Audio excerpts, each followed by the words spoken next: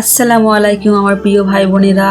নবীজি সাল্লাল্লাহু আলাইহি ওয়াসাল্লাম জিনদের রাজ্যে কিভাবে গিয়েছিলেন এবং সেইখানে গিয়ে তিনি কি দেখেছিলেন, জিনেরা আক্রমণ করলে তিনি কি করেছিলেন, জিনেরা কিভাবে ইসলাম গ্রহণ করেছিল, আজকের এই ভিডিওটার মাধ্যমে আমি আপনাদের এই বিষয়গুলি জানাবো। আপনারা এই ভিডিওটি শেষ পর্যন্ত দেখতে ভুলবেন না। একদিন জিবরাইল আলাইহিসসালাম রাসূল সাল্লাল্লাহু আলাইহি সাল্লামের কাছে এসে বললেন, তিনি এমন একটি জাতির কাছ থেকে এসেছেন যারা মানব সমাজে বসবাস করে না। তারা মানবদেরকে দেখে কিন্তু মানব সমাজ তাদেরকে দেখে না। মানব জাতি যা করে এবং যা দেখে তারা তা দেখতে ও করতে পারে, কিন্তু তারা যা করে বা দেখে মানবজাতি তা দেখতে ও করতে পারে না। তারা মারা গেলে ধূলিকণার মধ্যে লুকিয়ে থাকে। তারা সাধারণত যৌবন বয়সের আগে মারা যায় না।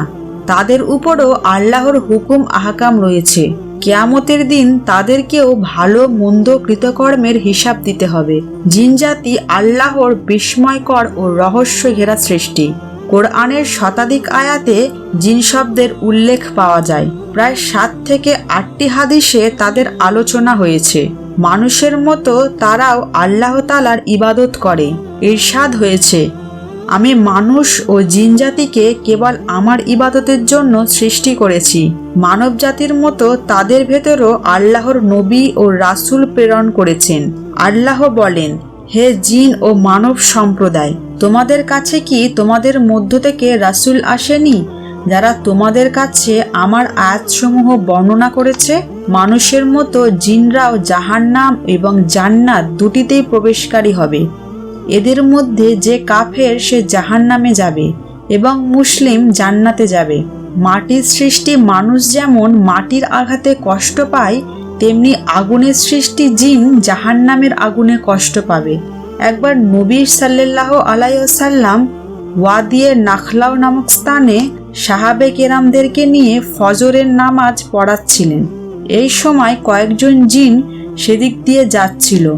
তারা নবী করিম সাল্লাল্লাহু আলাইহি ওয়াসাল্লামের কুরআন পাঠ শুনে প্রভাবিত হয়ে 2টি গোত্রের প্রায় 70 থেকে 90 জন জিন রাসূল সাল্লাল্লাহু আলাইহি ওয়াসাল্লামের হাতে ইসলাম গ্রহণ করে।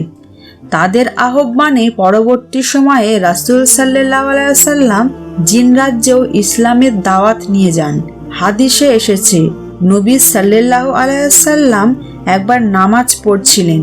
এমন সময়ে একটি দুষ্ট জিন ওনার কাছে এসে নামাজে বাধা দিলে আল্লাহ তাআলা নবীকে তাদের বাধা প্রতিরোধক শক্তি দান করেন।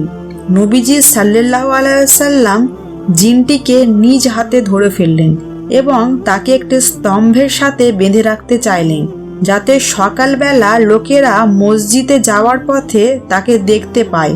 কিন্তু নবী সাল্লাল্লাহু আলাইহি ওয়াসাল্লাম সুলাইমান আলাইহিস সালামের দোয়ার কথা স্মরণ করে তার সম্মানার্থে জিনটিকে ছেড়ে দিলেন।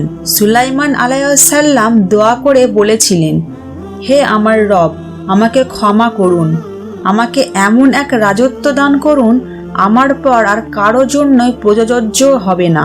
নিশ্চয় আপনি বড়ই দানশীল। এই ঘটনার পরিপ্রেক্ষিতে পরবর্তীতে সূরা জিন অবতীর্ণ হয়।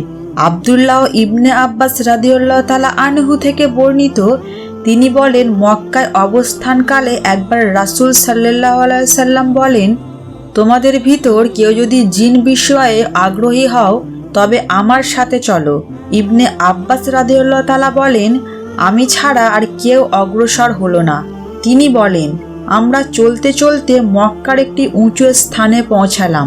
রাসূল সাল্লাল্লাহু আলাইহি সাল্লাম পা দিয়ে একটি বৃত্ত এঁকে আমাকে তার ভেতর অবস্থান করার নির্দেশ দিলেন। তিনি এগিয়ে গেলেন এবং দাঁড়িয়ে কোরআন খুললেন। এমন সময় অন্ধকারে চারদিকে ছেয়ে গেল। রাসূল সাল্লাল্লাহু আলাইহি সাল্লাম আমার আড়াল হয়ে গেলেন। আমি তার আওয়াজ শুনতে পেলাম।